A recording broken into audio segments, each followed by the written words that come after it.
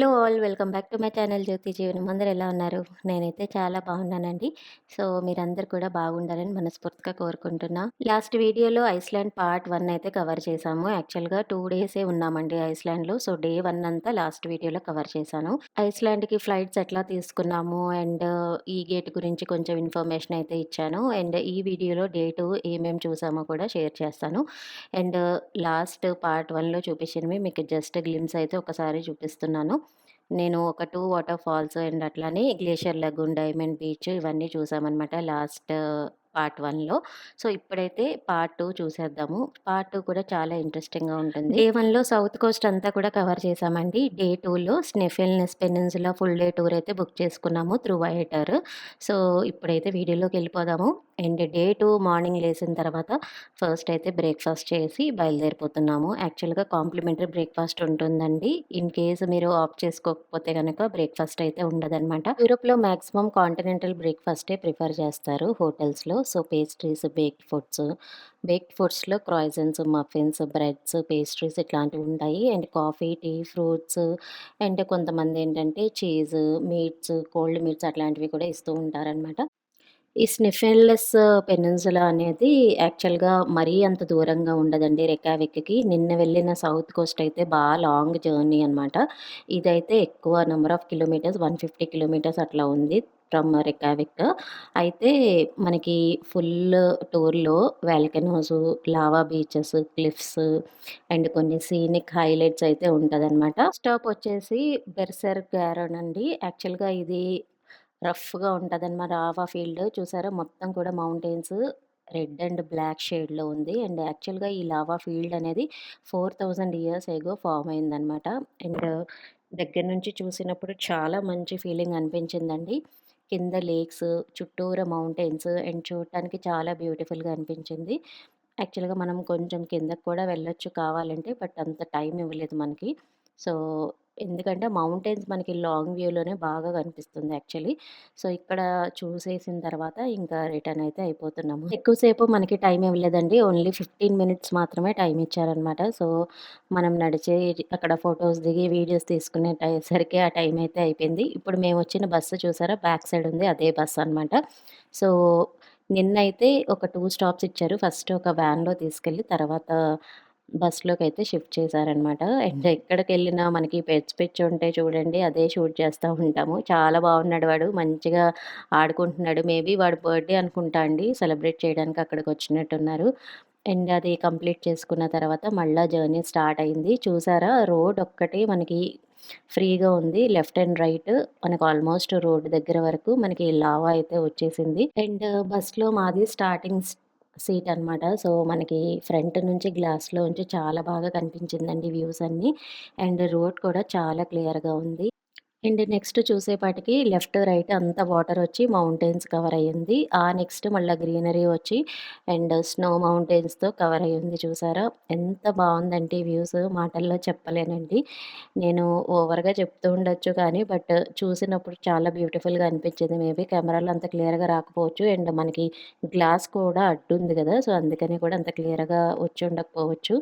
But రియల్‌గా Iceland అయితే once in a life time వెళ్ళాల్సిన ప్లేస్ అనమాట. So, through out mountains, lava, lakes, oceans అన్నీ ఒకే చోట ఉన్నాయి. అంత బావుంది. చూసారా? ఇదెంత బావుందో ఈ లొకేషన్ అయితే. సో, ఈ లొకేషన్ దగ్గర కూడా మనకి కాసేపు ఆపారు. ఇక్కడ కిర్కుఫెల్ మౌంటైన్ అని ఒకటుందనమాట. సో, ఈ మౌంటైన్ చాలా ఫేమస్ అండి. అండ్ చాలా మూవీస్‌లో గూడా ఉంటది. సో, అదే మౌంటైన్ ఇది. సింగిల్‌గా ఉంది చూసారా? సో, దాని పక్కనే ఈ వాటర్ ఫాల్స్ అయితే కనిపిస్తుంది. మనకి ఆ వాటర్ ఫాల్స్, ఆ మౌంటైన్స్‌తో కలిపి చూసినప్పుడు వ్యూ చాలా బ్యూటిఫుల్‌గా అనిపిస్తది. నేను నెక్స్ట్ దాంట్లో చూపిస్తాను చూడండి.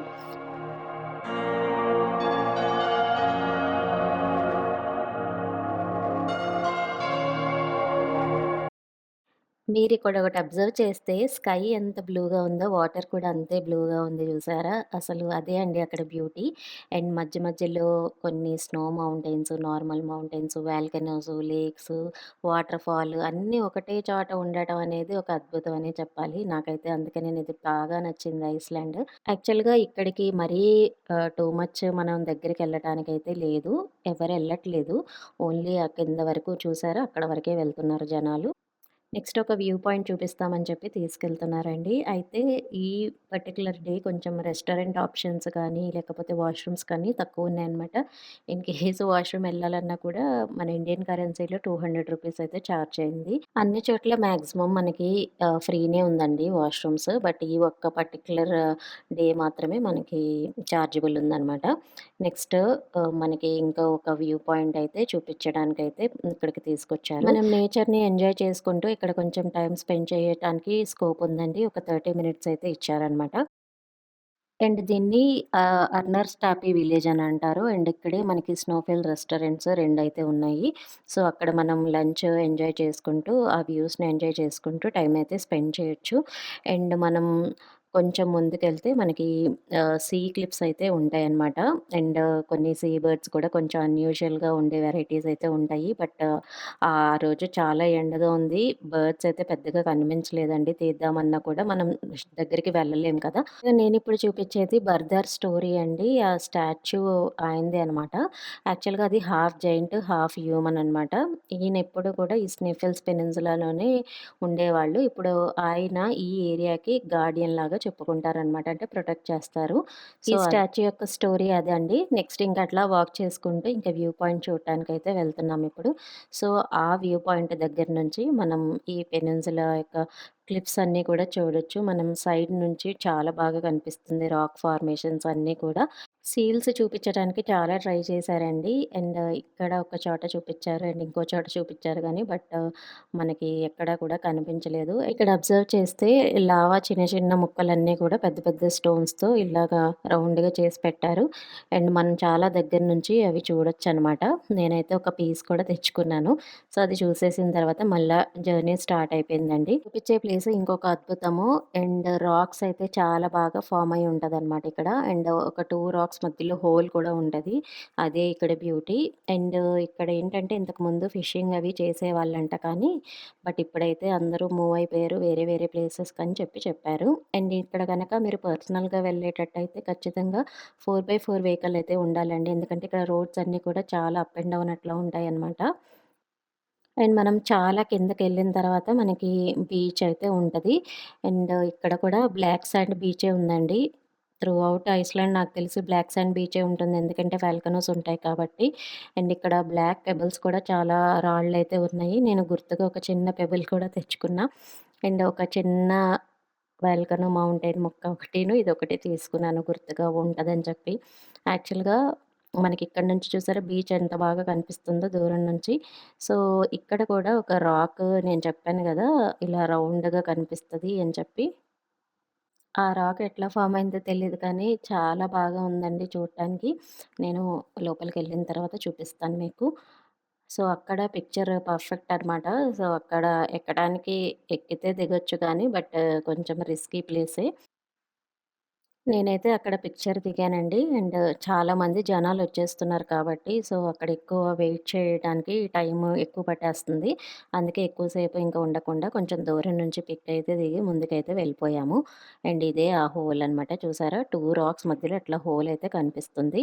అండ్ మనకి వ్యూ అయితే ఇట్లా ఉంటుంది. ఎనకాల మౌంటైన్స్, ముందు వాల్కనోస్, బీచ్ అన్నీ ఇట్లా అయితే ఉంటదనమాట. సో, ఇక్కడ నేను వీడియో క్లిప్పింగ్ మిస్ అయిందండి. సో, నేను జస్ట్ పిక్చర్ అయితే చూపిస్తున్నా. అట్లా అయితే ఉంటది. స్నిఫ్‌మెన్‌లెస్ పెనిన్సులా నేషనల్ పార్క్ అయితే క్లోజ్ అయిపోయిందండి. ఇంకా ఇంటికైతే వచ్చేసిన తర్వాత నెక్స్ట్ డే ట్రావెల్ అనమాట. సో, నెక్స్ట్ డే మొత్తం ఇంకా మళ్ళీ అన్నీ ప్యాక్ చేసుకొని ఇప్పుడు జూరిచ్‌కైతే వెళ్ళిపోతున్నాము. నెక్స్ట్ ఏ ప్లేస్‌కెళ్తున్నామో గెస్ చేయండి. అయితే ఆహ్, ఎర్లీ మార్నింగ్ ఫ్లైటేనండి. ఇది కూడా ఎర్లీ అంటే లైక్ 7:30కి అట్లాగా. సో, మేము 4:30కి అట్లా బయలుదేరిపోవాలి.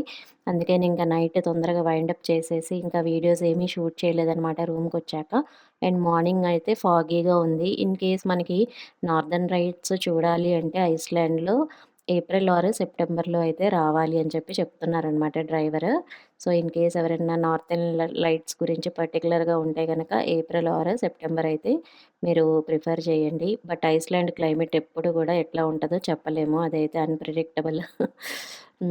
నెక్స్ట్ ఇక్కడ ఐస్‌లాండ్ ఎయిర్‌లైన్స్ అయితే సెలెక్ట్ చేసుకున్నామనమాట నెక్స్ట్ డెస్టినేషన్‌కి. సో, ఇక్కడి నుంచి నెక్స్ట్ ఎక్కడికెళ్తామో గెస్ చేయండి. ఇంకా ఇక్కడ మనం మనం సెల్ఫ్ చెక్ ఇనే చేసుకోవాలనమాట baggage. So, self check in అయితే చేసేసుకొని ఇంకా స్టార్ట్ అయిపోయాము. అండ్ ఎయిర్‌పోర్ట్‌లో మాకు కొంచెం టైం దొరికింది. సో, కాఫీ అది తాగేసి ఇంకా స్టార్ట్ అయిపోయాము. సో, ఇక్కడ మనకి నేచురల్‌గా దొరికే షీప్, హార్స్ ఇట్లాంటివేంటంటే మ్యాట్స్ లాంటివి దొరుకుతా ఉంటాయన్నమాట.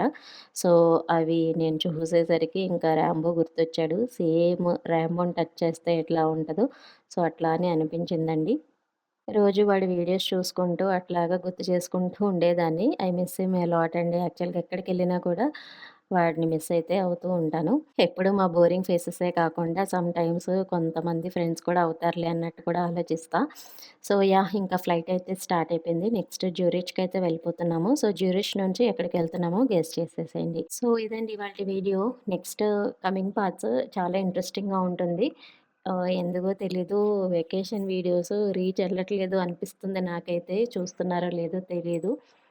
చూస్తే గనక ఖచ్చితంగా కామెంట్ చేయండి. సో దట్ నాకు అర్థమవుతుంది మీకు నచ్చుతుందా లేదా అని చెప్పి. Stay tuned for coming videos అండి. Thanks for watching my channel. Bye bye. Have a nice day.